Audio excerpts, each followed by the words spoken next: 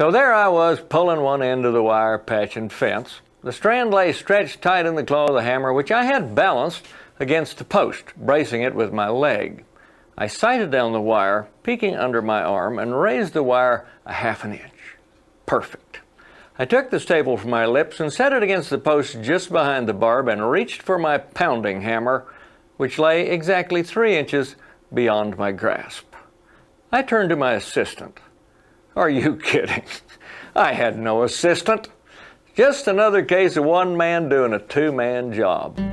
You run the cow down the alley, nearly into the squeeze chute, manage to cram a piece of pipe behind her, then run around, open the head gate to entice her to come forward, close the tailgate, keeping one hand on the head lever. You try and kick her through the bars as she soles up and drops to all fours. I turn to my assistant. You've got both corner posts of the south side of your corral set and tamped.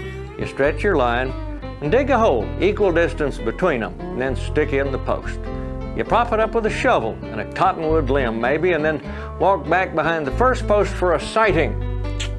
It's too short and leaning to the west. Well, you return to the offending post, kick in a little dirt, and then carefully readjust the shovel and the limb props, and then return for the second of what turns out to be 300 trips back and forth before you complete the job by yourself.